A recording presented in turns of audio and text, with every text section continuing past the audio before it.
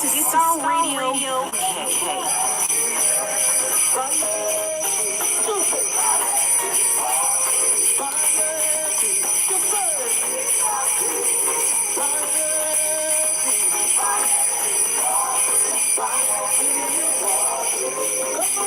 So we're gonna join the studio now. Let's take this down. So we're joining the Starr Radio morning show. Well, we kickstart again. Good morning once again, everyone, and welcome. So immediately after Starr Radio, I'm gonna stop everything because I have other things to do.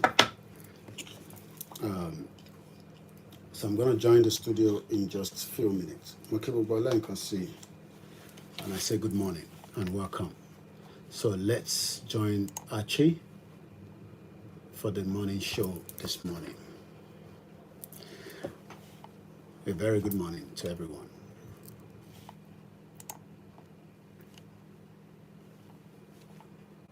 So let's connect to the studio.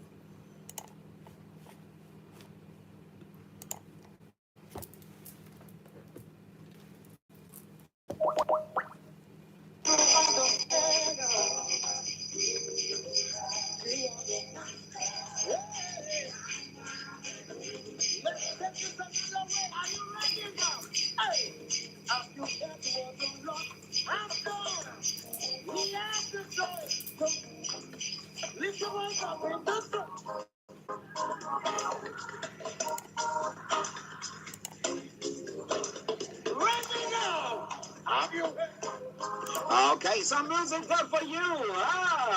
Grand African Christmas praise medley there. Come all you faithful. Come all you faithful to Bethlehem. I think I've spiced the morning this morning, wherever you might be. But let's see what I've got Mr. Olayomi Koiki on this morning. Where he's going to be joining us from. Well, he's flying on a plane, but I know that he's home. So let's see what plane is he flying on. But let me say, Yomi, good morning to you. Well, a very good morning to you, and I hope you can hear me back in the studio. Yes, loud and clear. A very good morning to you, Mr. Archie, and good morning to all our listeners and viewers around the world. How are you doing, sir? Well, as you always say, when we are live, we gotta be grateful, and we have to also appreciate life when we are still here. So I'm doing very well. It's been a very busy weekend, but again, it's great to be back, and we are still here doing what we love to do. Giving as many of what is happening in Nigeria, what is happening around the world. But like I said, I'm doing very well. How was your weekend as well? Yeah, it was quite a busy one, moving here, doing that. I finished. I thought, God, we need to wake up. By the grace of God, we are up, well and kicking. So we thank God, because some people didn't wake up this morning; they are dead. So some people died 18 years ago, which is the plane behind me. Liso plane crash 2005. We're going to talk about that. To survive, I spoke to a mother yesterday, and I'll be telling us what she said. We spoke to her on Wednesday during the Niger Voices. But some information that she said yesterday indicate that whether we have true leaders in Africa when incident of such happen or not, but it is still the finest African and Caribbean radio station. And I'll come back again to you in the studio, Mr. Archie. Yes, this is Mr. Olayomi Koiki. It looks like his image is a bit frozen there. I'm not sure whatever is happening there, though. Okay, let's work on that. Okay. Whilst he's trying to work on that for us, let's quickly, I want him to talk about that plane, because we would love to know more about what took place there, what brought about the plane crash, compensation that took place, and lots more from there. Okay, well, yes. Well, in 2005, a plane flew from Abuja heading into Port Harcourt. But unfortunately, just as we know, the failure of a society, a failure of the time constraint, this flight that eventually led to almost 108 people died. 60 children died out of that plane crash. It is called the Liso plane crash of 2005. The former president, Olusegun Obasanjo, was the president as at the time, and Atiku, that has also been contesting, was also the vice president as at that time as well. So what do we know? This flight took out at about 8 minutes past 2 p.m. local time in Nigeria, in Abuja, after the school break away, which is going into the Christmas time 18 years yesterday. The question is, what led to this plane crash? There was actually another plane crash 3 months before this Sosoliso plane crash that also took so many lives to the hundreds. But as we continue to read and as we continue to see, the pains and the agony of many of the family that died in this plane crash, justice have not been served. And from the mother that we spoke to yesterday, even the president refused, or for whatever reason, did not visit this family. There's a survivor, and that's why they say in everything there will always be a survivor. And the survivor, we see if we can get our image out. Let us say to those of us that are going to be seeing this image that she was burnt up to 65% of her body. It's a very terrible fire incident, but many lives would have been saved. But from now looking back, it seems that we lost many people on that fateful day, because even the mother said when they got to the hospital, few hours after the parents find their way to where the children were taken to, there was no oxygen. There was nothing called emergency at the international airport right inside Port Harcourt. And like I said, one beautiful sister, a beautiful, beautiful one, survived that plane crash. And like I said, the image is going to come up. Her name is called Kechi. She survived the Sosoliso plane crash. And 18 years after, she wrote, "Dear 60 Angels," which is the 60 children that died from Loyola Jesuit College. And you can see the burnt there. We're going to adjust the camera. She's also sending a message to say, 18 years have passed since the Sosoliso plane crash that took your lives, among other dear souls, while sparing mine and one other as well. We also lost, a church leader that died in that plane crash. And like I said, the mother says, till today, there has not been any justice for the 108 people that died at what is now called the Sosoliso plane crash. Just looking at the image, the way it just is, it's quite a sad issue there, honestly, because I'm looking at it that so were the victims' families compensated, and those who are alive as well, were they compensated? Have they received anything in the first place? Well, the mother said, the state governor, as at the time, tried their best, but, nothing from the federal. I mean, I did ask if there's an inquiry that has now been given to them, what led, because there's a lot of different things that popped up that says that what took place was a failure of the engine.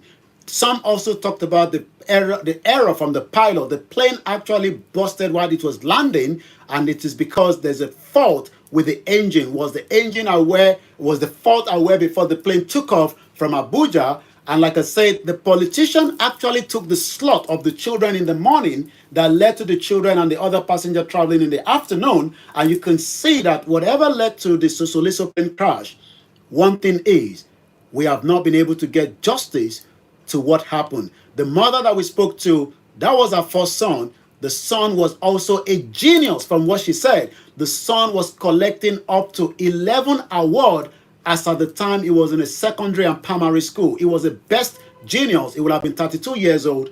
But like I say, may the soul of those that passed on. And as we always say, may Nigeria not happen to you. Just before I come back again to you, in St. Port Harcourt on Friday, another young man in the gym got a call from her mother of cultism, shooting sporadically at the resident. He took into his car, drove very fast, which again, we advise people do not drive beyond the speed limit. He actually overtake a vehicle, led into a ram into the building. 2 hospitals rejected him. The third one, he died before that. This happened on Friday in Port Harcourt as well. Wow. That's a sad one. There. And that to say that now, before any plane is made airworthy to fly, one of their policies is to have an insurance. So we know that when something of the sort happens, I mean, in this part of the world, assuming touchwood, British Airways flies and crashes, the government of the UK will not pay anything, but British Airways and their insurance are supposed to see to it that they compensate the people adequately. Now, have those things been addressed at all? before we come to the States. As much as we love to make it very good that things have been done in this capacity, but Nigeria is a lawless country. Nigeria doesn't value the human right alive, not to talk about those that have died. What happened is I did ask the mother, if there's any court case. There is a court case, and as you can tell, court case in Nigeria will go forever because it is just trying to avoid certain things. But again, Obasanjo has at the time grounded the whole Sosoliso airline, and till date, it seems that not much inquiry has been done, and you can tell that that makes it different from when we look at the inquiry that took place between the COVID that we went last week Wednesday when the Star Radio UK was on the ground during the former British Prime Minister Boris Johnson. It just indicates what some of us have said, that if the country is too big to be managed, Latvia is 1.8 million, break away from Soviet Union. Nobody wants to break away from a country, but when you are not of the same culture, the same language, these are what ignite. And this week is very important. Nnamdi Kanu returned again to court on the 15th, and we hope justice will come for him. Will justice prevail? Well, there's one program that I like watching. I like watching lots of documentaries, and one of my documentaries that I like watching is air crash investigation. And I see when crashes have happened, and they have these analysts, engineers, or pilots, or this, they come to investigate the whole thing, and then they come to tell you exactly what happened. And then they can say that, referring that, looking at all the fleets that are maybe the same kind of flight, or if it's human error, they'll come out with that. Was there anything of the sort? Did they come out with anything of the sort? Sorry, can you? I lost plot there. Sorry. Yeah. I was saying that there are air crash investigations that goes on when there are incidents like that. If you crash land here, they will still do air crash investigation to find out what happened. Yes. Yeah. Was there anything of the sort done? And I think from what I've read, people say that after that accident, there was a lot of changes, within the sector, because there was not any emergency at that airport. More life would have been saved, but because of that, Obasanjo, from what I've told, I did ask, if and resign, the mother said that, the aviation ministers at the time have died, but there was not anything of resignation. Nigeria is a lawless country, because even the bomb that took place in Kaduna, nobody has been saying, no heads have been called for that, but it just shows that managing, praying to God is part of Africa rather than taking the bull by the horn. Well, they will tell us to go and pray when blatantly you see people flouting the rules, and you see the person right in front of you, and they say, go and pray. You think that is okay? And when we have all these issues going on in Africa, and people rise up, they will say, oh, those who rose up are not thinking right, and we're not practicing democracy and all stuff. I'll leave that for another day. But listeners, it is Starr Radio UK. In our North London studios, Mr. Olayomi Koiki, I'm Archie here in the South studios, and we are bringing you everything that you need to know at 11:15. Now, Dangote Refinery, diesel, Jet A1 hit market on January, petrol delayed. Now, well, we know that he's sourcing his crude oil from outside the country, but come January, it's going to be upstream. Yummy, tell us more.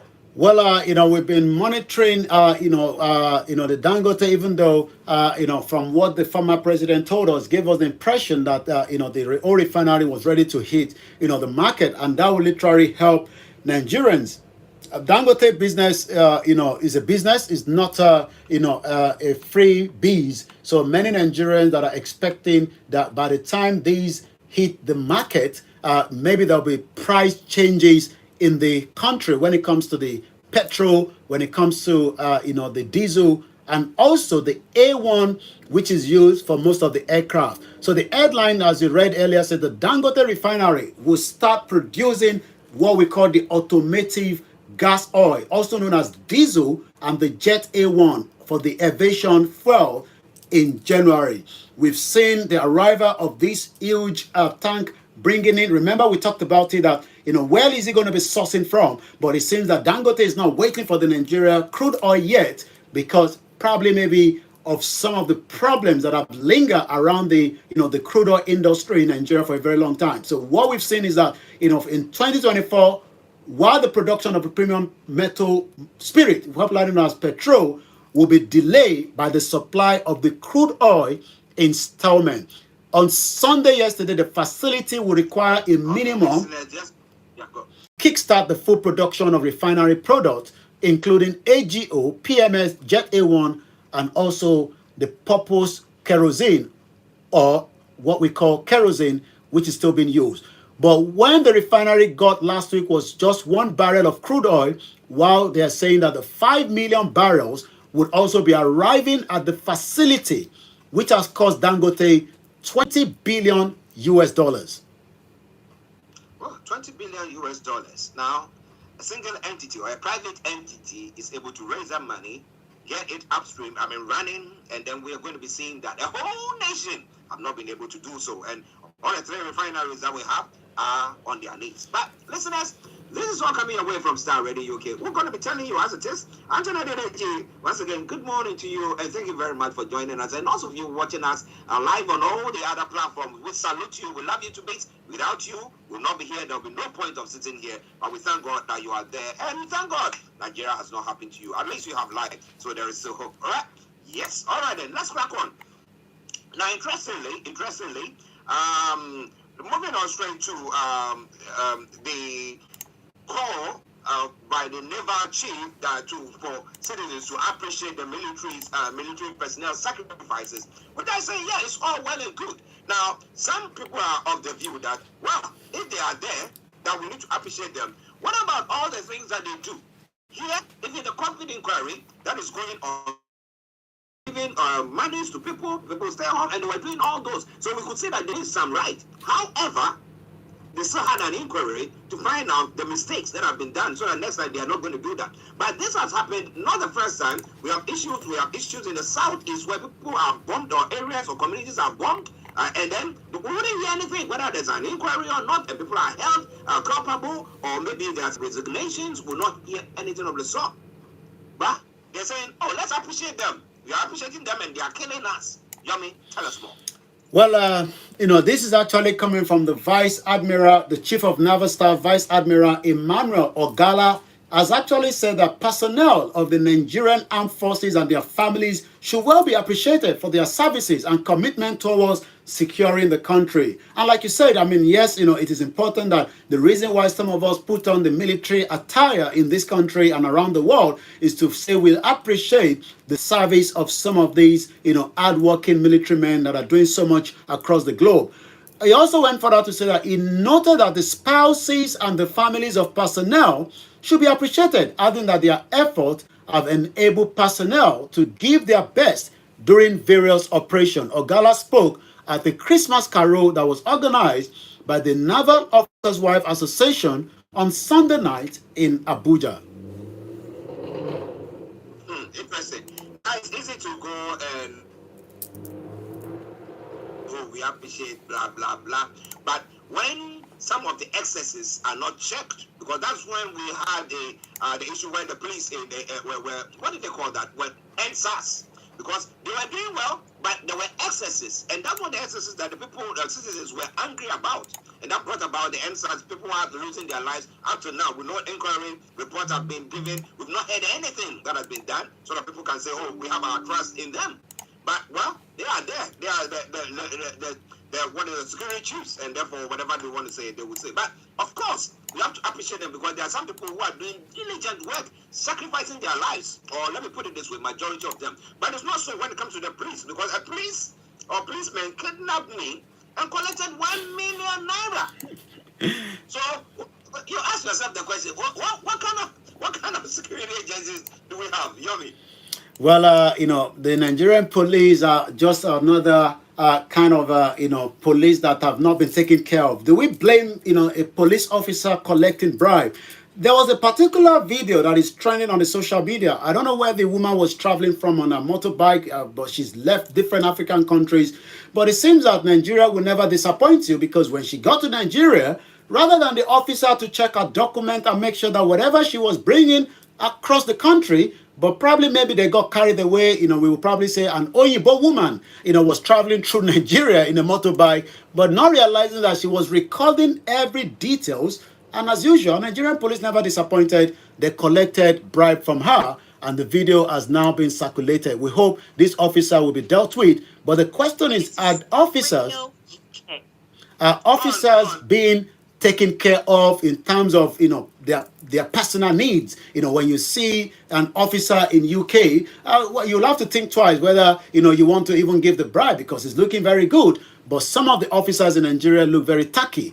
Policeman kidnapped me, collected 1 million naira before I was released. This is coming from Mr. Samuel Shoyemi, has recounted some men who claim to be police officer from Zone 2, Onikon, Lagos. We know that this is going on, and we hope that the Lagos State Governor, the CP, and the IG will look into so many atrocities committed by Nigerian police. It's been going on for years, but it cannot continue when innocent Nigerians are being extorted. This is what led to the NSAS movement, that led to the killing itself of those that came out. And today, when we tell Nigerians that what you need to do, you need to ask for your right, they say, well, you come back home because we are likely to be killed or to be extorted. In what Shoyemi described as both an adoption and robbery, he said that the cops transferred the sum of 1 million naira from his account before he and his wife and family members were let to go. This took place on Thursday at about 11 p.m. the 10th of October, when the armed men invaded his house in Oshele area of Abeokuta in Ogun State capital. Well, listeners, what do you think about all that? Do we still have trust in our security agencies? I would say, well, do we even take good care of them? Like Yomi was saying, now, because you see the policemen here, you cannot dare say, oh, do you want to get some bribe? There are some people who are dodgy. I mean, that one I will tell you, yes. Yeah. But majority of them, let me put it, 90% of them, it will be difficult for you to say you want to bribe them. It will be very, very, very difficult. But the way our police, or I mean, especially the police, men or women, or the police force is like, somebody, they tell you that you have to get your own boots, you have to, whatever they are making is not enough. So they'll try to find ways and means to make themselves survive. But what do you think about all that? Olakunle, massive good morning to you, a lot of love to you as well. He said good morning to Mr. Archie and White Lion himself. Much love and respect. And we respect you. And as I said on the other platforms as well, we want to salute each and every one of you. The 27 River Assembly lawmakers dump PDP for APC. Is it for political expediency, or they say, yeah, money don't come, so now let's straight come, and then we can get money? Or what exactly is happening, Yomi?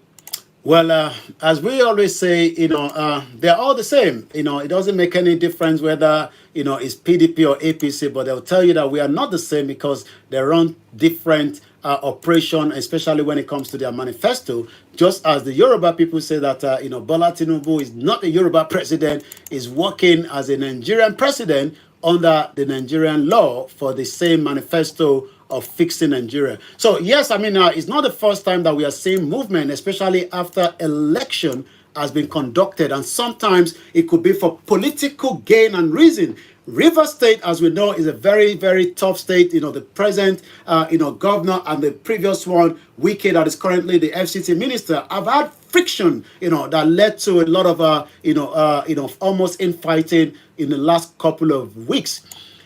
But today, 27 of the National Assembly dumped the PDP for the APC. What is behind this? 27 lawmakers were under the leadership of Martin Amaulu, who is said to be very loyal to the ex-governor Nelson Wike. And you can tell again, it's all about the political gain. But the ongoing political drama in River State has been taken very interesting, as 27 members of the River State House of Assembly have now defected from the People's Democratic Party to the APC, or Progressive Party. A member of the Assembly, Emimi George, confirmed this, that those 27 were under the leadership of Martin. He said the decision was taken during their sitting on Monday morning. Well, listeners, it is Starr Radio UK. It is your favorite African and Caribbean radio station in London. Don't worry, you don't see me, you see Yomi, and that is okay. Now, Moody's has upgraded Nigeria's what financial stance, and the analysts are saying that this is going to attract investors into the country. I don't know whether you come by that story, but it's quite an interesting one. With the insecurity, what do you think, Yomi? Well, there's different, when these kind of things comes out, the question is how true and how serious can we verify it? Because at the end of the day, those on the ground, we're going to have Bishop Additional, speaking to us, on Wednesday as the Naira becomes scarcity again. And that again is becoming something that a lot of people are worried about. We know that the federal government has released the budget up to 27 trillion that will be able to be for the stabilization of the current economy of the country. We've seen President Bola Tinubu travel from India all the way straight to Dubai, from Dubai to Saudi Arabia. He's been back again to Dubai, and all this is because they're trying to bring in those investors. Yes, I've picked up the story because it's actually on the routers, and but the question again is, how serious is a country that many companies are pulling out? Yes, many Nigerians want to see a better outlook. Many Nigerians want to be able to get a job. Many Nigerians want to see not devaluation of the naira, but it seems that Bishop Additional says that it seems that the dollar as of today is almost 1,000 naira to a dollar. As at yesterday, the pounds is about 1,000 to 482. But Nigerian outlook raised to positive mood on the reform progress, where the removal of the subsidy has created a lot of tension in the country. Many Nigerians are now asking, where is this money that has been saved? But it seems that the president probably might still be saving enough for the raining day. But like you said, moody change, Nigeria outlook to positive is one of the headlines coming out this morning. Well, listeners, it is Starr Radio, okay? It is your favorite African and Caribbean radio station in London. I'm bringing the time now to 11:29. We'll go back to Yomi for those stories. But before then, what I'm going to say is no good news have ever come out of Nigeria. Now, foreign investors are leaving Nigeria on a daily basis. The economy is going down on a daily basis as well. So, how did Modi do that prediction or that update? Well, who knows? I hope money hasn't changed hand. Who knows? Who knows? A few crude oil, barrels of crude oil might have changed hands there. But listeners, wherever you are, stay tuned. Don't you go anywhere. Yomi is going to bring us the rest of the stories, making the rounds. Over to you, Yomi. Thank you so much, Mr. Archie. At 11:30, it is still the finest African and Caribbean radio station in London. It is the 11th day of December 2023, and quite a lot, that we need to catch up with. Let's first go straight to, the expectation this week is a very, very important week, again, for the Biafrans, also for Mazi Nnamdi Kanu, and as we have said so many times, is kidnapped from Kenya by the former president, Muhammadu Buhari, is something that, shouldn't have happened under international law, but again, what is going to happen? This new administration will now take from what Buhari, got. So let's, look at, the expectation this week. And most importantly, as the government in exile continue to say that if Nnamdi Kanu is not released, we will continue to lock down the southeast part of Nigeria. Literally, on last week, the Senate again spoke about the activities of the Biafrans and the locking down of the southeast, how it is having a big impact when it comes to commerce in that region, and why this administration must literally look into it. According to the Prime Minister Government Extra, Mazi Simon Ekpa, have now issued a statement yesterday that the southeast will again be locked from the 15th of the month up to the 19th, and the whole reason is because of Nnamdi Kanu. So we're going to take a snip of that quickly before we go straight to some of the other headlines. Public service announcement, sit-at-home order, following the demand by the Biafra people for more sit-at-home civil disobedience. The Biafra Republic government in exile and the Biafra de facto government in homeland wishes to notify Biafrans that there will be a sit-at-home civil disobedience starting from the 15th, which is just 4 days from today, December 2023 to 19th of December. The sit-at-home is for the following reason: demand the immediate, unconditional release of Mazi Nnamdi Kanu, who remains illegally detained at the DSS dungeon, and his next court date is on the 15th. to protest against Nigeria being officially addressed as an Islamic state by the United Kingdom government, as recently pronounced by the UK Secretary for Foreign and Commonwealth and Development Affairs, Lord Cameron. This is happening while the Biafrans are not Muslims and can never be. We take one more. In preparation for Biafra. Yes. Yeah, just a quick one there before. Yeah, I know you want to bring the other one on. But has the authorities in the Southeast had any meetings or deliberations with the what do you call them, the Biafrans? Have they had any meeting of the sort? It looks like they don't care, and there's a lockdown, and then it's costing the economy and everything that is happening there. Have there been any exchanges there at all? Any meetings of any sort? Well, there's a pressure from the Ohanize, to say to President Bola Tinubu, to overlook, whatever is happening from the previous administration, because what we can say is that, the kidnap and the rendition of Nnamdi Kanu should never have happened in the first place. He wasn't traveling with a Nigerian passport. He has denounced being in Nigeria. He holds a British passport, but it seems that, his detention right now is creating more problems, even if the country would eventually have to be de-amalgamated. There's a process. I mean, it's not the first time we are seeing this happening around the world. In 1991, Soviet Union dissolved to 15 different countries. We've talked about it almost all the time. But it seems that the continuity of Nnamdi Kanu is also saying that the Biafrans will continue to have that civil disobedience, because that is the only way they can engage. But you're quite right. Many of the leaders in the Southeast says they are speaking to President Bola Tinubu. But as the president that have just done his budget for the first time, after 6 months, the test of time will indicate within the next 72 hours when Nnamdi Kanu court case returned back on the 15th.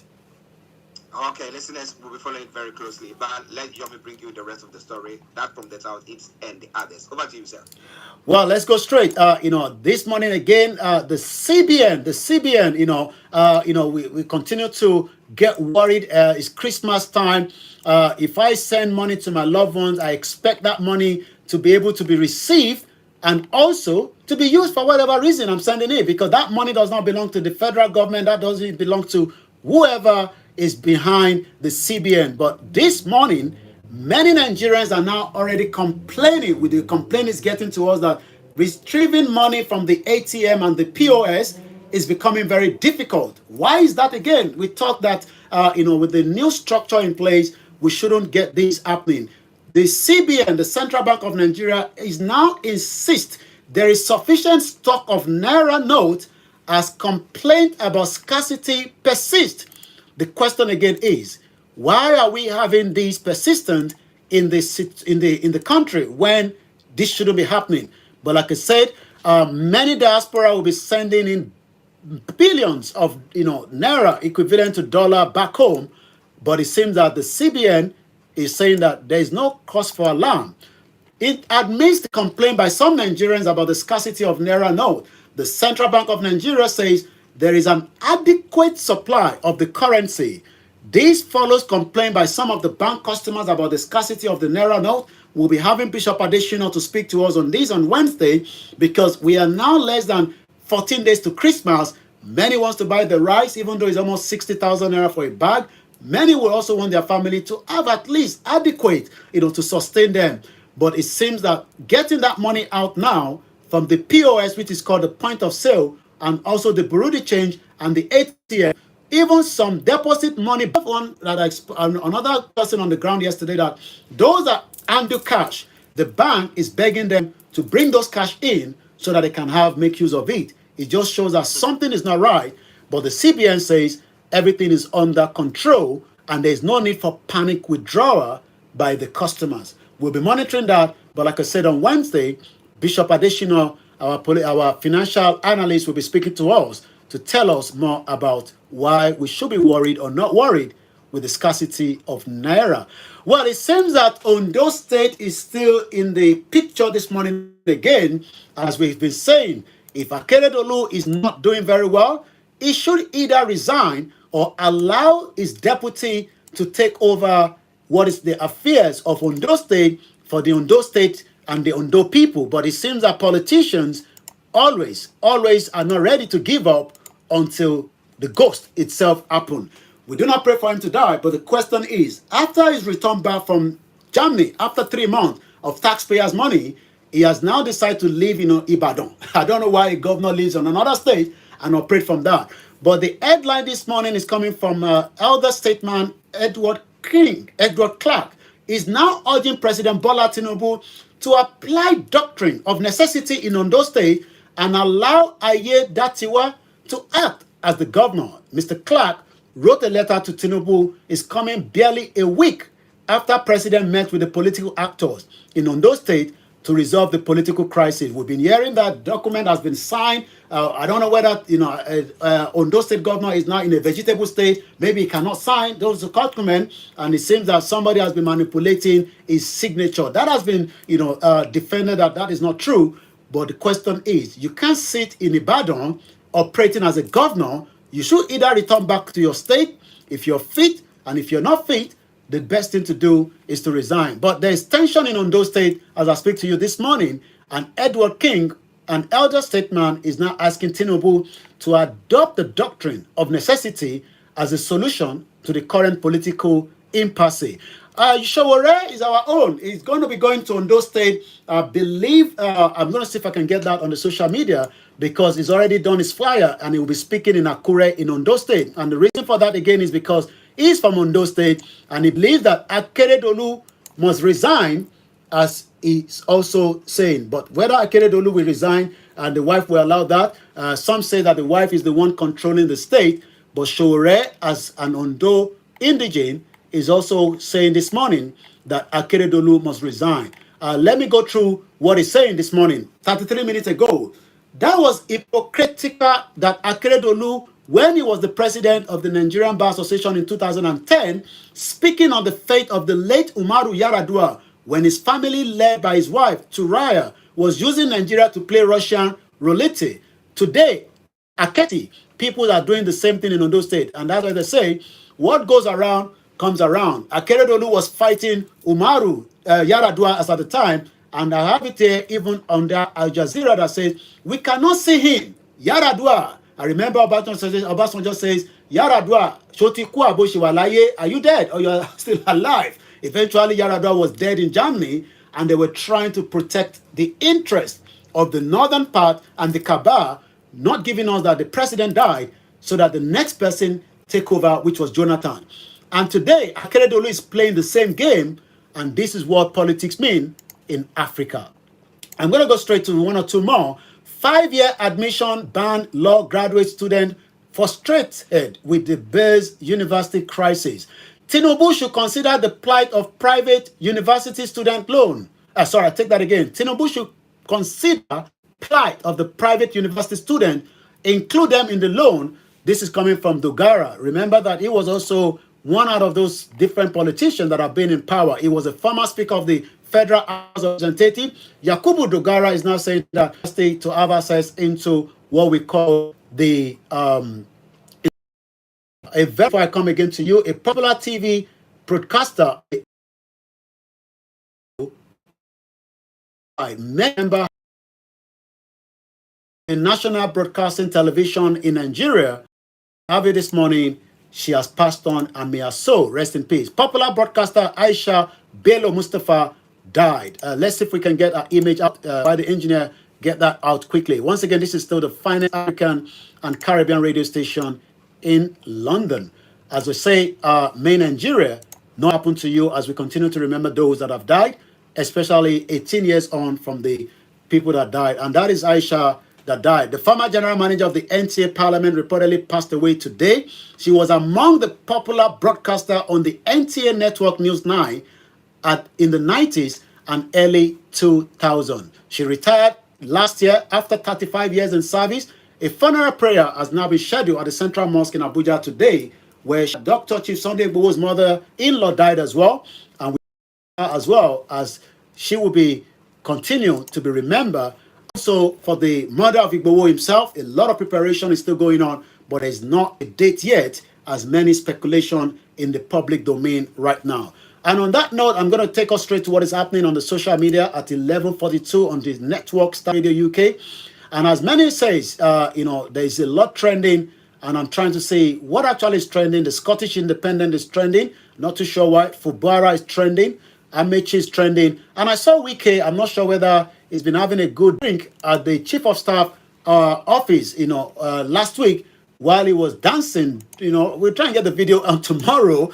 But he says, on your mandate, on your mandate, on your mandate. Remember, he's still the FCT minister and he's also still a member of the PDP under this current administration is the one in charge of the FCT minister. Again, Simon Ekpa said, Nigeria 419 new format. Don't fall victim. Many people call you from Nigeria and they'll say, there's a meeting. Maybe you want to send us the 6-digit code to our listeners at home and abroad. If you do such, you will lose your WhatsApp and everything will be taken over. These calls are coming from Nigeria and they're coming from Yoruba, Igbo, and different people. But the question is, if you're attending a meeting, the link should be sent to you. You should be clicking on that link. Nobody should call you and ask for the link or a code to be sent. What they're going to do, they will override your own WhatsApp and you might eventually lose that. We've seen people that have called us and say, we've lost our total WhatsApp, not just the WhatsApp, they've lost contact. And sometimes it could be frustrating to start telling people, please do not get in touch with anyone because my number has been hacked. That is just an advice this morning on Monday morning, and I'm going to return back again to you in the studio, Mr. Archie.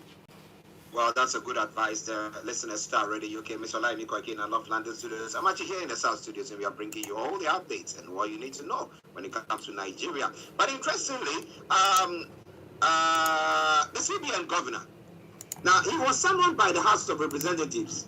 Yeah, they said that they were issuing an arrest warrant. What has happened to him?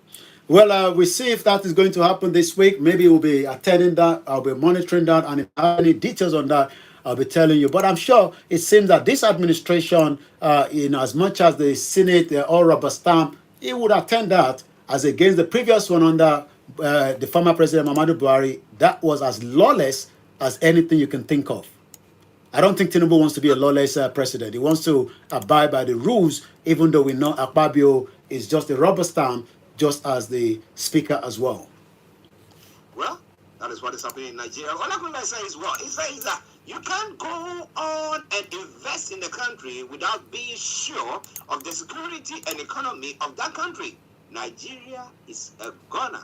And he says lots of love to each and every one of you and to everyone on all the other platforms, wherever you are listening to us or watching us from. We want to salute you. And Mrs. Grace Olushoto says, good morning to you, Mr. Frank, Mr. Archie, to the Starr Radio UK, and also to myself, and as well to everyone on board. Also, soon Oduse APC, and then, so much shout out from Okoya Folayon, Jimo Gasaki, and many of those that are listening on different platforms this morning. And I'm going to come back to you now, Mr. Archie, one more time.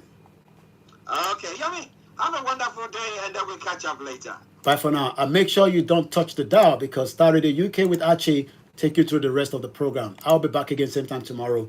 And from this part, I say a very good morning and bye for now. Bye-bye.